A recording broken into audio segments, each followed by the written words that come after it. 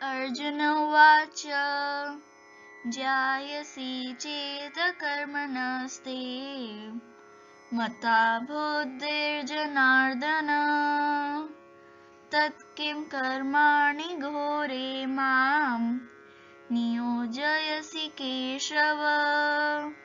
व्यामिश्रेणेव वाक्येन बुद्धिं मोहयसीव मे तदेकं वद निश्चित्य येन श्रेयोऽहम् आप्नुयाम्।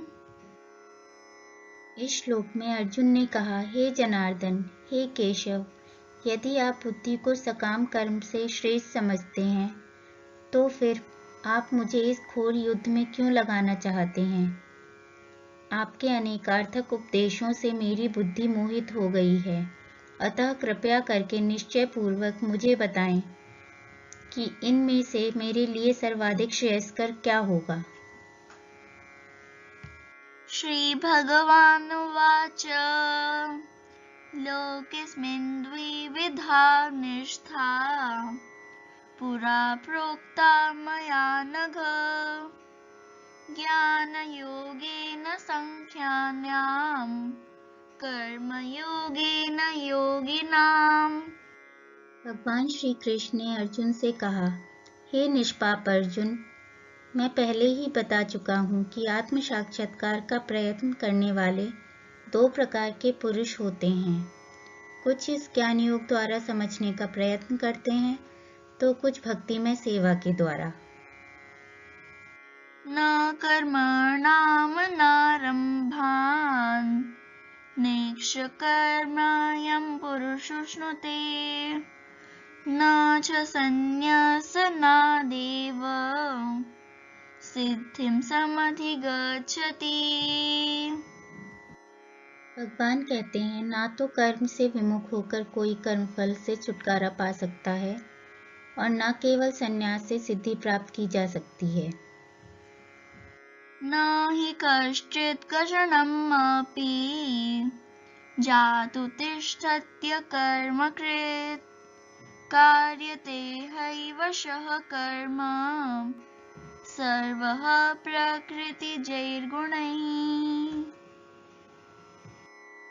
श्री भगवान कहते हैं, प्रत्येक व्यक्ति को प्रकृति से अर्जित गुणों के अनुसार विवश होकर कर्म करना पड़ता है, अतः कोई भी एक क्षण के लिए भी बिना कर्म किए नहीं रह सकता।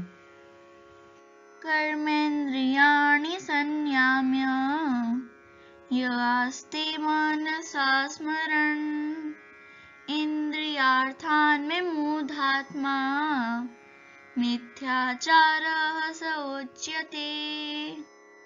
इस श्लोक में भगवान बताते हैं, जो कर्म इंद्रियों को वश में तो करता है, किंतु जिसका मन इंद्रिय विषयों का चिंतन करता रहता है, वह निश्चिंत रूप से स्वयं को धोखा देता है और मिथ्याचारी कहलाता है।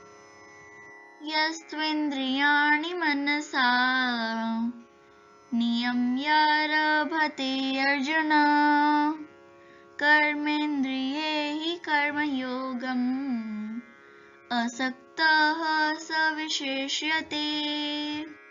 इस श्लोक में भगवान कहते हैं, दूसरी ओर यदि कोई निष्ठावान व्यक्ति अपने मन के द्वारा कर्म इंद्रियों को वश में करने का प्रयत्न करता है और बिना किसी आसक्ति के कर्म योग प्रारंभ करता है तो वह अति उत्कृष्ट है।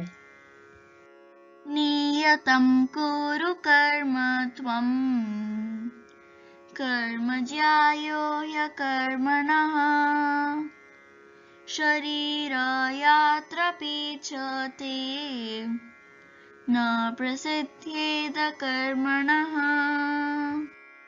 श्री भगवान आगे कहते हैं, अपना नियत कर्म करो, क्योंकि कर्म न करने की अपेक्षा कर्म करना श्रेष्ठ है। कर्म के बिना तो शरीर निर्वाह भी नहीं हो सकता। यज्ञार्थात् कर्मणोऽन्यत्र लोकोऽयं कर्म बन्धनः तदर्थं कर्म कौन्तेय मुक्तसंगः समाचर। इस श्लोक में भगवान बताते हैं, श्री विष्णु के लिए यज्ञ रूप में कर्म करना चाहिए, अन्यथा कर्म के द्वारा इस भौतिक जगत में बंधन उत्पन्न होता है। अतः हे कुंती पुत्र, उनकी प्रसन्नता के लिए अपने नियत कर्म करो, इस तरह बंधन से सदा मुक्त रहोगे।